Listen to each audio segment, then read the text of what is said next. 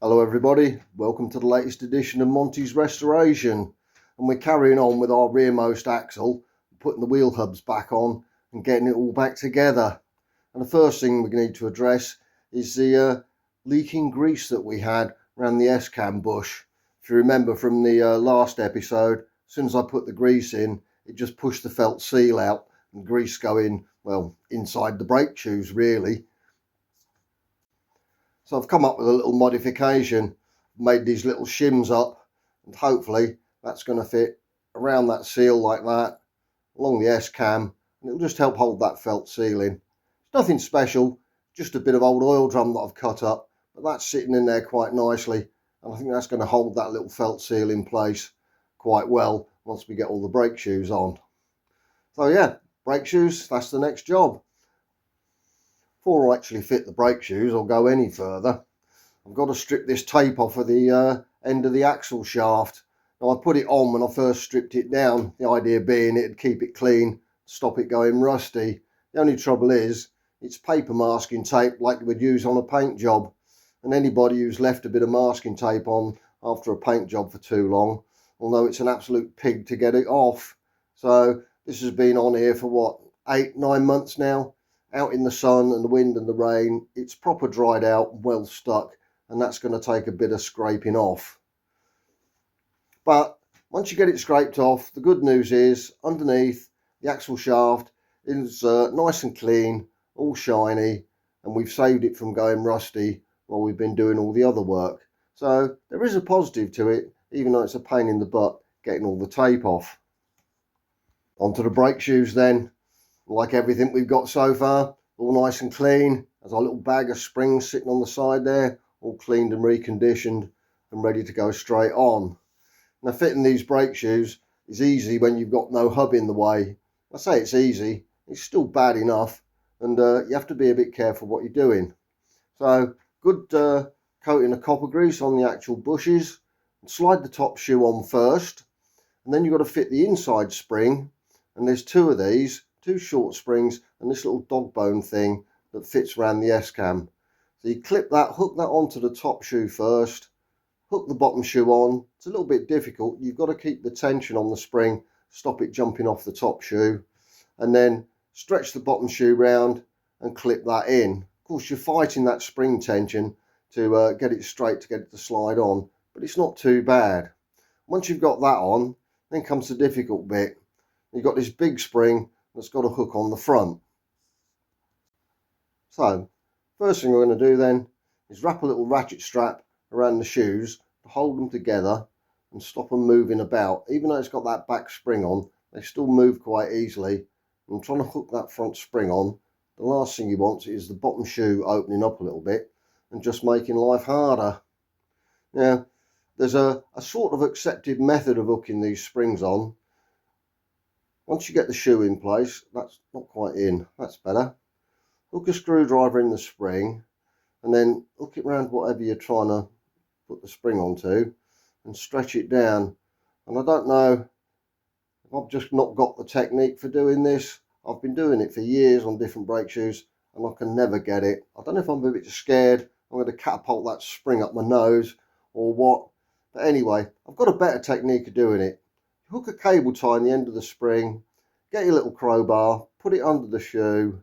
That takes the tension on the spring, and then you can just get your screwdriver in the other hand and flip it straight on.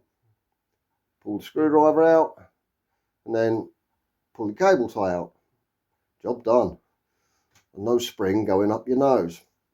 Take the ratchet strap off, just test them to see if they move. No, they're well tight, so that's just what we want. Right, locking plate to go on then, bit more copper grease on that. It's not the quantity of grease, it's getting it rubbed well in properly, getting it on and getting a good coating. That clips over the end of the shoes, and then there's two big split pins that go in and hold that in place. One in the top pin, when I can get it lined up. Just tap that through. One in the bottom.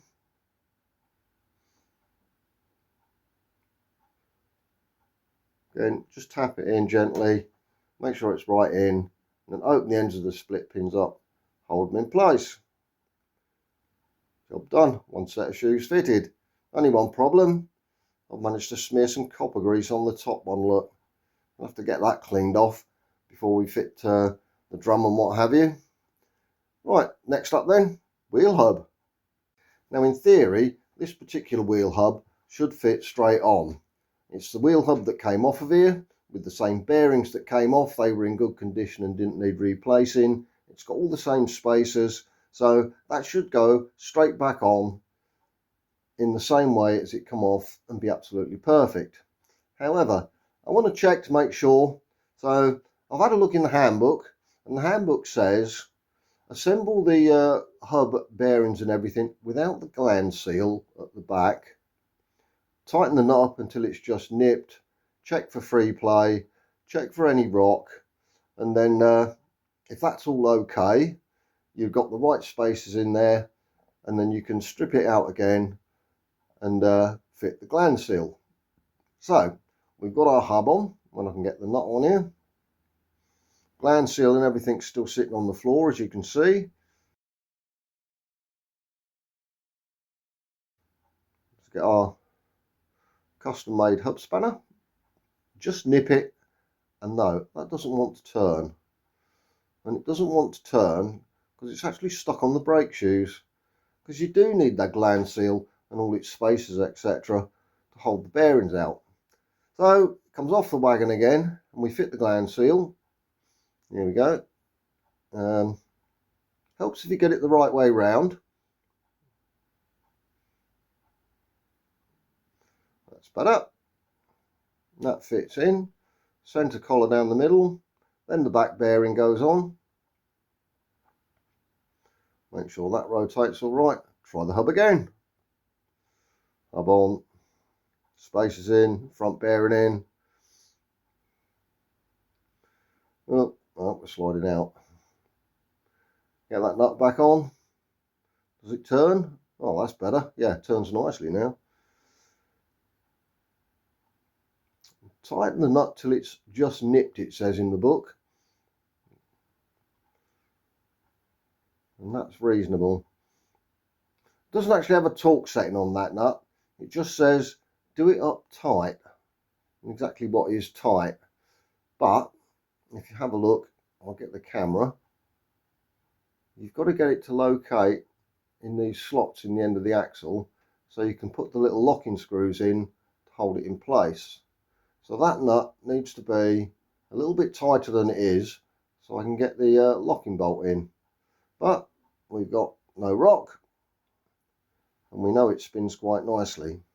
So off it comes yet again. It's like playing bloody Hokey Cokey, this, isn't it? And them wheel hubs are heavy. So we can finally fit the lot together with a bit of lubrication. Now, normally, Militant rear wheel hubs have a pint of oil in them, and they're notorious for leaking out round the gland seal. And London Transport had exactly the same problem with their Routemaster buses, which have an almost identical rear hub setup. London Transport's solution was to forget the oil, pack the bearings in grease, pack the hub in grease, and refit the lot with just greasing, and that solves the problem of anything leaking out around that gland seal. So from my point of view, if it's good enough for London Transport, then it's good enough for me. Thousands of Routemaster buses still out there these days, and they're all running around with grease in their wheel hubs and not having a problem. So I've been doing it on my Militants. Every time I've had a leaky gland seal and the oil running out, I've just packed it with grease and job done. So here we go, here's our wheel hub then. We've got our bearings packed, we filled our hub with grease, and hopefully for the last time we're now going to fit this hub back on and do it permanently. So back bearings already fitted in the hub, so you slide the hub on, and then we've got our 4 spacers in the middle, and then the front bearing to go in. And I've got them sitting on the lid of my grease tub at the moment, keeping them out of the dirt. The last thing you want is a lot of farmyard dirt and dust in with your bearings. So they're sitting on there. That's the third one more to come.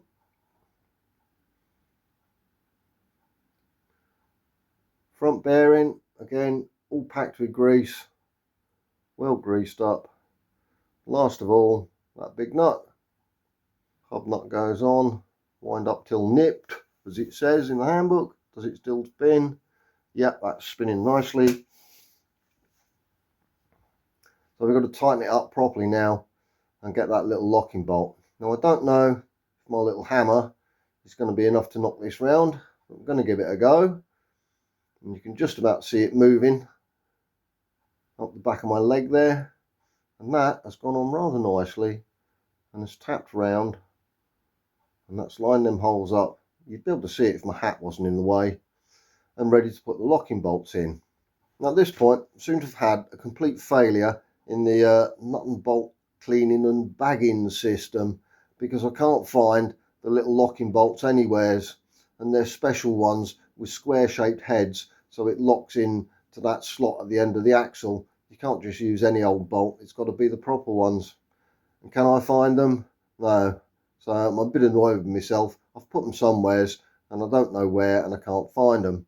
So for now, I've just cable tied the cap on, keep the shite out of it. I'm going to go back home and root through all the bins and buckets of bits that I got from the donor Militant, and see if I can find the locking bolts that I got from there. After a considerable amount of searching, I found 7 of the 8, so I'm 1 missing still. So we'll have to cross that bridge later on. But anyway, at least I've got them, so I can go down the farm and crack on again tomorrow. Now I really should have had a bit of faith in my own system really, because here we are with our hubcap, nice new gasket ready to go on. I opened the bag of bolts to fit the hubcap, and there's the 2 little locking bolts just waiting to be fitted, along with brand new split pins and all cleaned up ready to go. So I hadn't lost them, I just sort of put them in a different bag I suppose. Anyway, I'm still annoyed with myself. Anyway, half shafts in, cap on, job done. And I suppose they call this rinse and repeat on the other side. You can see the little shim in behind the S-cam there. Our brake shoes on with our split pins in. And here we are ready to fit the wheel hub. And like the near side, this one's the exact same wheel station, same bearings and everything, all going back together. So we've played the Hokey Cokey game, we've had it on and off and on and off. And the only problem we've got is this lock nut at the end. Now that's tight and it doesn't really want to go anymore, but it's got to go around a little bit more to line up the locking bolts. I can't back it off to the horizontal one because that's loose, so it's got to go tighter. And I seem to remember this nut was a bit of a cow son to get off. It probably explains why. Anyway, a good beating with the sledgehammer and it managed to knock it round far enough, and the 2 lock nuts went in. Job done. Well, the half shaft in and hubcap on, and that's 2 wheel stations done. That's this rear axle back together. Obviously the brake linkages have still got to go on, but the actual hubs themselves are all built up and ready to go. I've just slid the brake drums on for the time being to basically keep the dirt off of the brake shoes. They've got to come off again anyway, because I've got to clean the wheel studs and I've got to get some paint on them hub cover bolts as well before we're finished. I've no plans on fitting the wheels just yet anyway. I'm going to leave them off for the time being, make it easier to get round while I'm doing the other stuff. So that's one axle done, and that's the easy one because it had good bearings from when we took it apart. The second axle, that's going to be a slightly different story because that's the new bearings off the donor Militant, and they're definitely going to have to be measured and fitted correctly to make sure they've got the right spacers. But we'll cover all that in the next episode.